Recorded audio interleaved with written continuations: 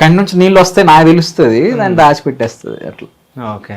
ఇంకా కష్టాలు నేను అన్ని తెలుసు ఓవరాల్గా. సో A to Z తన గురించి నాకు తెలుసు కాబట్టి ఇంకా తెలియాల్సినవి ఏమీ లేవు.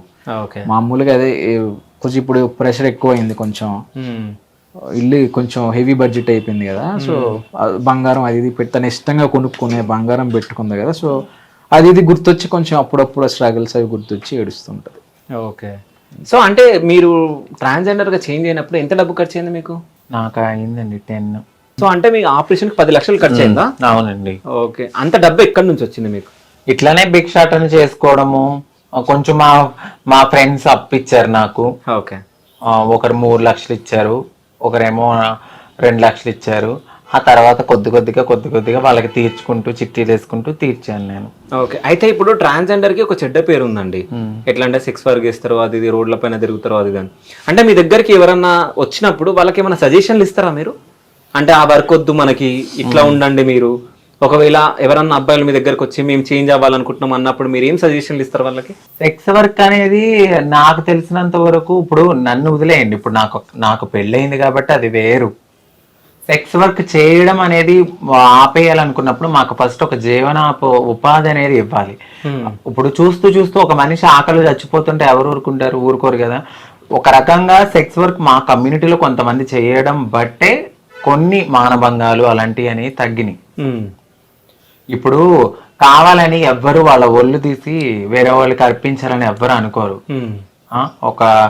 ఏదో ఒక ఉపాధి లేకో, వాళ్ళకు ఒక జీవితం లేకో, ఇక బ్రతకలేని స్థితిలో కూడా బ్రతకాలి, ఇటు తల్లిదండ్రులు దూరం చేసి నా కడుపు నేను కాల్చుకుని ఏదో చేయాలి అన్న ఉద్దేశంతో ఈ మధ్యకాలంలో కొంతమంది చేస్తున్నారేమో తప్ప మాకేమి సరదా ఎక్కువ మా కమ్యూనిటీ వాళ్ళకి ఏదో ఇదైపోయి అయితే ఖచ్చితంగా చేయరు. ఒక మంచి ఉపాధి ఇవ్వండి, ఎందుకు చేసుకోరు. ఇలా సెక్స్ వర్క్ చేసి ఒక అపోహతో ఇలా చూసే బదులు వాళ్ళకు ఒక జీవనాధ వృత్తి చూపియండి. గిన్నెలు కడుగుతాకెళ్తే మీరు అసలు హోటల్స్ పెట్టారు కొంతమంది ట్రాన్స్జెండర్స్, మీ దగ్గర తినమని వెళ్ళిపోయారు. దానికి పనికిరం మేము. మేము సొంతగా వృత్తి చేసి కూరగాయలు అమ్ముకుంటే అది దగ్గర కొనకూడదని చెప్పి పక్కన కొన్న వాళ్ళు ఎంతో మంది బాధపడిన ట్రాన్స్జెండర్స్ ఉన్నారు. అట్లానే IT ఎంప్లాయీలోకి వెళ్ళిన వాళ్ళు కూడా కొంచెం అవమానించి కొద్దిగా మానేసిన వాళ్ళు కూడా ఉన్నారు. మీరు ఎంకరేజ్ చేయండి, డిస్కరేజ్ చేయొద్దు. హోటల్ పెట్టుకున్న వాళ్ళని కూడా మీరు తినకపోతే మీ దగ్గర తినము అని చెప్పి వెళ్ళిపోయిన వాళ్ళు కూడా ఉన్నారు. అలాగే నైట్ పూట నుంచుంటే మాత్రం వస్తారు. అంటే మీరే కదా మమ్మల్ని అలా ప్రోత్సహిస్తున్నారు. అదే మీరు నార్మల్ గా వీళ్ళు ఏదో వృత్తి చేసుకుంటున్నారు, కడుపు నిండా అన్నం పెడుతున్నారని అలాంటివి కూడా ఎంకరేజ్ చేస్తుంటే అవి రావేమో. అయితే ఇంకోటి నేను ఒకటి చెప్తాను, ఒకవేళ మా వాళ్ళు ఆ వృత్తి చేసిన మాకన్నా ముందు నోరు తెరిస్తే పలానా అబ్బాయి బయటకు వచ్చారనుకుంటే ఎన్ని కాపురాలు కూలిపోతాయి.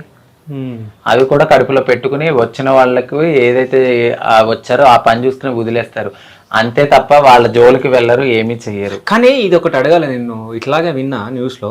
అంటే మీరు ఒకవేళ నిల్చున్నప్పుడు అంటే ట్రాన్స్జెండర్స్ నిజంగా లాయర్స్, డాక్టర్స్, పెద్ద పెద్ద వాళ్ళు వస్తారంట, అంటే పొలిటికల్ లీడర్స్ అట్లా, నిజమేనా అదంతా? అవును, వస్తారండి. ఓకే. ఎందుకంటే నేను ఈ కమ్యూనిటీలో ఉన్నాను కాబట్టి నేను మాట్లాడుతున్నాను. ఇప్పుడు చెప్పినంత మాత్రాన నేను నెగిటివిటీ స్ప్రెడ్ అవుతుందని నేను అస్సలు అనుకోను. ఎందుకంటే నాకు తెలుసు కాబట్టి. ఇప్పుడు నేను పెళ్లి చేసుకున్నాను, ఒక పద్ధతిగా ఇక్కడ కూర్చున్నాను అయి ఉండొచ్చు, కానీ నేను నా కమ్యూనిటీ అనేసరికి నేను ముందుకు వెళ్తాను, మాట్లాడతా వాళ్ళ కోసం. అది మా ఆయనకి కూడా తెలుసు. సో నేను మాట్లాడతాను వాళ్ళ కోసం, ఖచ్చితంగా నేను పోరాడతాను. ఎందుకు రారు? ఎంతో మంది యాక్టర్స్ వాళ్ళకి ఏది నచ్చొచ్చారు, వాళ్ళకి ఏదో నచ్చొచ్చారు, కానీ వాళ్ళ గురించి మేము బయట చెప్తే ఎన్ని కాపురాలు కూరిపోతాయి. ఎంతసేపు వీళ్ళే చేశారు. మీరు ఎందుకు వెళ్తున్నారయ్యా? వెళ్ళకండి. మీరు ఎందుకు వెళ్తున్నారు? వెళ్ళొద్దు. నుంచి వాళ్ళే వెళ్ళిపోతారు. మీరు వెళ్తున్నారంటే మీరు అప్పుడు మరి అలాంటప్పుడు వాళ్ళు ఎందుకు వెళ్తున్నారు? నుంచున్నారేమో అనుకుని వదిలేయచ్చుగా. దీంట్లో 2 రకాలు ఉన్నాయి. ఇప్పుడు నేను నార్మల్ గా నడుచుకుంటూ 12ంటికి నేను నడుచుకుంటూ వచ్చినా నేను అదే అనుకుని నన్ను కూడా ఆపిన వాళ్ళు ఉంటారు. అలా కాకుండా కడుపు కోతకి వెళ్ళి నుంచున్న వాళ్ళు కూడా అలాగే అనుకుంటారు. మరి వచ్చి మీరు ఎలా వస్తున్నారు? పెళ్లిళ్ళు చేసుకుని మీరే హ్యాపీగా ఉండండి. వాళ్ళు ఎంతమంది ఆడపిల్లల జీవితంలో మరి మోసం చేస్తున్నారు? సెక్స్ వర్క్ మాత్రం మమ్మల్ని అలా చూస్తారు అంతే. అది కరెక్ట్ కాదు. మీరు ఎంకరేజ్ చేయకండి. ఫస్ట్ నుంచిన వాళ్ళే వెళ్ళిపోతారు. ఏం అవ్వట్లేదని వేరే ఆధారం చూసుకుంటారేమో. లాజిక్ గా ఆలోచిస్తే అది కరెక్టే కదా. సో అంటే మీ డ్రీమ్ ఏంది, మీరు ఏం చేయాలనుకుంటున్నారు? ఏమైనా ట్రస్ట్ గానీ ఏమైనా నా పెట్టాలనుకుంటున్నారా? ఫస్ట్ అయితే నేను మా వారు, మా పిల్లలు, మా ఫ్యామిలీ మేము కొంచెం సెటిల్ అయ్యాక ఈ యూట్యూబ్ మీదనే నాకు ట్రస్ట్ పెట్టాలన్నంత లేదు కానీ నాకు తోచిన దాంట్లో ఎవరో కొంతమందికి హెల్ప్ చేసుకుంటాను. సో అంటే నేను మీ దగ్గరికి వచ్చా, నేను 1 వీక్ బ్యాక్ నేను ఒకరిని ఫోటో తీయడం జరిగింది. సో మీ రాజు గారు సో మాదాపూర్లో ఒక పబ్బులో ఒక అమ్మాయితో నాకు కనిపించారు. సో ఆ ఫోటో మీకు చూపిస్తా. సో మీ రియాక్షన్ ఎట్లుంటుంది? ఏముంది సరదాగా, మా వారు అలా ఏమి ఉండదు, ఆయన పబ్బుకి ఏమి వెళ్ళరే నాకు చెప్పకుండా.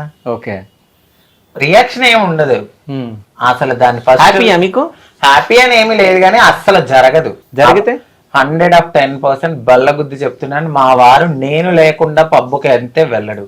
ఓకే, ఫోటో ఒకే అసలు చూడను కూడా. అది ఏదో మీరు మాఫీ చేశారేమో అనుకుంటా నేను. ఓహో, మేము మార్ఫింగ్ చేసి చూపిస్తామా? ఓకే, అంటే మీరు మీ పిచ్చి నమ్మకం అనుకుంటా ఐ థింక్. అది నాకు మా ఆయన మీద ఉన్న దృఢమైన నమ్మకం అని ఎందుకు అనుకోరు. ఓకే, సో చూపిస్తే చూపియండి. సరే మీ ఆయన్ని అడగండి ఒకసారి, వెళ్ళి రాలేదా? చూపించండి, చూస్తా. హా? ఇంపాసిబుల్. ఆ రోజు మీరు నాకు దొరకలే ఫోటోకి, లేకుంటే ఆ రోజు ఫోటో తీస్తుండే. మా వారు పబ్బకి వెళ్ళిన మాట అయితే వాస్తవం, నాకు చెప్పే వెళ్ళారు. అది ఎప్పుడు అంటే నేను ఒక డ్రింక్ చేయాలన్నా అక్కడ పర్మిషన్ ఉండాలి. ఈయనను మా తమ్ముడు ఇద్దరు కలిసి వెళ్ళారు. సరే పబ్బకే తెలియరు కదా, అది ఎప్పుడు మీరు ఎప్పుడు చూసారు? ఎప్పుడో ఒకప్పుడు వెళ్ళారు. ఎప్పుడు డేట్ చెప్పండి. మేము కలిసి వెళ్తాం మాక్సిమం. యాక్చువల్లీ మేము ఎక్కడికి వెళ్ళినా కూడా చెప్పనా కలిసే వెళ్తాం. నాకు పెళ్ళైన తర్వాత నేను ఒంటరిగా, ఇప్పుడు పెళ్లికి ముందు వెళ్ళాను కానీ ఒక్కడిని ఫ్రెండ్స్ తో, బట్ పెళ్ళైన తర్వాత మా వారు వేరే అమ్మాయితో దిగారు అంటే అసలు ఇంపాసిబుల్. సరే నేను ఇప్పుడు ఒక క్వశ్చన్ అడుగుతా, మీరు నిజం చెప్పాలి.